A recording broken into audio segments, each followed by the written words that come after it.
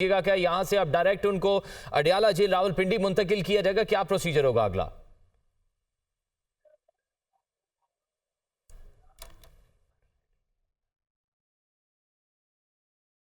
मोहम्मद अशफाक से भी हम राब्ता करने की कोशिश करेंगे। नाज़रीन, ये मनाजिर आप देख सकते हैं कि जैसे ही परवेज़ इलाही की गाड़ी कैनाल रोड से ज़हूर लाई की जानिब मुड़ने वाली थी तो इस्लामाबाद पुलिस की जानिब से चौधरी परवेज़ इलाही को दोबारा गिरफ्तार कर लिया गया है। इससे कबल लाहौर हाई कोर्ट ने परवेज़ इलाही की रिहाई का हुक्म दिया और सदर PTI को यह कहा गया कि नैब या किसी भी अथॉरिटी की जानिब से गिरफ्तार ना किया जाए। फुटेज में देखा जा सकता है जिस वक्त परवेज़ इलाही की दोबारा से गिरफ्तारी हुई इस्लामाबाद पुलिस की जानिब से, अदालत ने हुक्म दिया कि नज़रबंदी के कानून के तहत भी हिरासत में ना लिया जाए। 2 रुकनी बेंच के फैसले के बाद हिरासत गैर कानूनी थी, लेकिन 3 MPO के तहत इस्लामाबाद पुलिस ने उनको दोबारा से गिरफ्तार किया और ताज़ा तरीन सूरत हाल के मुताबिक बताया यह जा रहा है कि परवेज़ इलाही को इस्लामाबाद ले जाया जा रहा है और आगे की इतलात ये मौसूल हो रही हैं कि इनको अडयाला जेल रावलपिंडी में रखा जाएगा और कल सुबह मकामी अदालत में इनको पेश किया जाएगा। जबकि इससे कबल जब लाहौर हाई कोर्ट ने तहरीरी हुक्म जारी किया तो अदालत ने DIG ऑपरेशन समेत दीगर पुलिस अफसरान को परवेज़ इलाही को घर तक छोड़ने की हिदायत की थी। और हमने अब से कुछ देर पहले जब ब्रेकिंग की कि परवेज़ इलाही को अहाता अदालत से वहाँ से रवाना हो गए हैं तो पुलिस की भारी नफरी मौजूद थी जिसके साथ परवेज़ इलाही को ज़हूर लाई रोड उनकी रिहाइशगाह मुंतकिल किया जा रहा था। हमारे नुमाइंदे मोहम्मद अशफाक हमारे साथ मौजूद हैं। जी मोहम्मद अशफाक, ताज़ा तरीन सूरत हाल से आगाह कीजिएगा। जी बिल्कुल, ताज़ा तरीन सूरत हाल ये है कि अभी जो फुटेज नाज़रीन को देखी जा रही है वो परवेज़ इलाही के साथ सरदार लतीफ़ खोसा जो सीनियर कानूनदान है वो भी उनकी गाड़ी की पिछली नशिस्त पर मौजूद थे। और जब इस्लामाबाद पुलिस ने परवेज़ इलाही की गाड़ी को रोका तो सबसे पहले सरदार लतीफ़ खोसा को गाड़ी से उतारा गया और उसके बाद परवेज़ इलाही को उनकी गाड़ी से उतार कर इस्लामाबाद पुलिस ने अपनी गाड़ी में मुंतकिल किया। और फिर फुटेज में देखा जा सकता है कि DIG ऑपरेशन अली नासर रिजवी, जिनको लाहौर हाई कोर्ट के जस्टिस अमजद रफीक ने यह हुक्म दिया था कि परवेज़ इलाही को बाहिफाजत लाहौर हाई कोर्ट से उनके घर तक पहुंचाना है, तो वो भी उनके साथ मौजूद थे। लेकिन चूंकि इस्लामाबाद पुलिस के पास वारंट गिरफ्तारी मौजूद थे, उन्होंने तमाम कायदे ज़वाबित पूरे कर रखे थे, तो इसलिए DIG ऑपरेशन अली नासर रिजवी ने इस मामले में मुदाखलत नहीं की। और फिर फुटेज में देखा जा सकता है कि सरदार लतीफ़ खोसा को गाड़ी से उतारने के बाद इस्लामाबाद पुलिस ने परवेज़ इलाही को पकड़ा और फिर उनको अपनी गाड़ी में मुंतकिल किया। तो इस वक्त इस्लामाबाद में परवेज़ इलाही को इस्लामाबाद मुंतकिल करने के हवाले से इक़दाम किए जा रहे हैं। और इस्लामाबाद में परवेज़ इलाही के खिलाफ कितने मुकदमा दर्ज हैं और क्या उनकी तफसीलात हैं, इस हवाले से डिटेल सामने नहीं आ सकी। अलबत्ता ये इतलात सामने आ रही हैं कि परवेज़ इलाही को 3 MPO के तहत इस्लामाबाद पुलिस ने गिरफ्तार किया है। जबकि लाहौर हाई कोर्ट के जस्टिस अमजद रफीक ने जब ये हुक्म जारी किया कि परवेज़ इलाही को किसी भी मुकदमे में गिरफ्तार ना किया जाए, तो इस मौके पर सरदार लतीफ़ खोसा एडवोकेट ने ये कहा कि हमें इतलात ये हैं कि परवेज़ इलाही को दोबारा नजरबंद किया जा रहा है। तो उसके बाद जस्टिस अमजद रफीक ने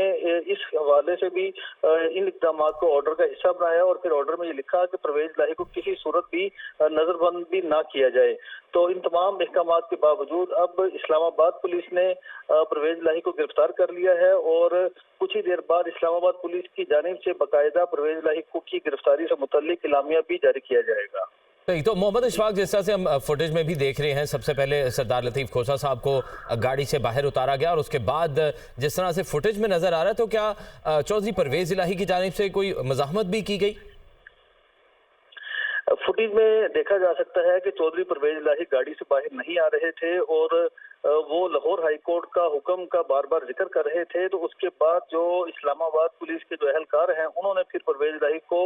गाड़ी से पकड़ा और फिर उनको उतार कर अपनी गाड़ी में सवार किया। परवेज़ इलाही की कोशिश ये थी कि वो किसी न किसी तरह से बाहिफाजत अपने घर जो ज़हूर लाई रोड पर उनकी रिहाइशगाह है वहाँ पर उनको पहुँचा दिया जाए। लेकिन किनाल रोड से जब ज़हूर लाई रोड की तरफ टर्न करते हैं तो वहाँ पर इस्लामाबाद पुलिस पहले से ही मौजूद थी और उन्होंने फिर DIG ऑपरेशन को सारी सूरत हाल से आगाह किया कि उन्होंने परवेज़ इलाही को गिरफ्तार करना है और इससे मुतल्लिक तमाम कायदे ज़वाबित पूरे किए हैं। तो उसके बाद फिर गाड़ियां रोक दी गईं और फिर जब परवेज़ इलाही को गिरफ्तार करने के लिए पुलिस एहलकारों ने गाड़ी का दरवाजा खोला तो पिछली नशिस्त पर परवेज़ इलाही के साथ सरदार लतीफ खोसा एडवोकेट मौजूद थे। तो इस मौके पर पुलिस एहलकारों ने सरदार लतीफ खोसा को दरख्वास्त की कि बराए मेहरबानी आप गाड़ी से नीचे आ जाएं, हमने कानून के मुताबिक इकदाम करने हैं। तो इस मौके पर सरदार लतीफ खोसा ने मज़ाहमत नहीं की और कानूनी इकदाम में रुकावट का हिस्सा नहीं बने और वो आराम से जब नीचे उतरे तो उसके बाद परवेज इलाही गाड़ी से नीचे नहीं उतर रहे थे। वो बार बार लाहौर हाईकोर्ट के हुक्म का जिक्र कर रहे थे। तो फिर उनको बताया गया कि ये इस्लामाबाद पुलिस है, लाहौर हाईकोर्ट का हुक्म पंजाब पुलिस के हवाले से था, ये इस्लामाबाद पुलिस ने आई है और आपको गिरफ्तार करना है। उसके बाद फिर परवेज इलाही को 3 MPO के तहत गिरफ्तार किया गया और फिर इनको गाड़ी से उतारकर इस्लामाबाद पुलिस ने अपनी गाड़ी में मुंतकिल किया। तो मोहम्मद अशफाक, जैसा से आप बता रहे हैं कि पहले सरदार लतीफ खोसा साहब को गाड़ी से बाहर उन्होंने मज़ाहमत किए बगैर वो गाड़ी से बाहर आ गए और जब परवेज़ इलाही को बताया गया, मोहम्मद अशफाक से गालिबन हमारा राब्ता मुनक़ता हो गया। नाज़रीन, आपको ताज़ा तरीन मनाज़िर दिखा रहे हैं। परवेज़ इलाही को जब गाड़ी से निकाल कर इस्लामाबाद पुलिस ने अपनी गाड़ी में मुंतकिल किया तो कुछ इस किस्म के मनाजिर थे। जब गाड़ी टर्न लेने लगी थी कैनाल रोड से ज़हूर लाई रोड की जानिब, तो वहाँ पर गाड़ी को रोका गया। तो सबसे पहले उनके वकील सरदार लतीफ खोसा साहब को दरख्वास्त की गई कि गाड़ी से बाहर आए और वो बिना मज़ाहमत के बाहर आ गए। लेकिन परवेज़ इलाही को जब गाड़ी में से निकालने की कोशिश की गई तो वो बार बार लाहौर हाई कोर्ट के ऑर्डर का जो है वो बार बार हवाला दे रहे थे और उसके बाद उनको वहाँ से इस्लामाबाद पुलिस ने गिरफ्तार किया और इस्लामाबाद की जानिब रवा दवा हो गए। हमारे नुमाइंदा खसूसी लियाकत अंसारी हमारे साथ मौजूद हैं। लियाकत अंसारी, ताज़ा तरीन सूरत हाल से आगाह कीजिएगा।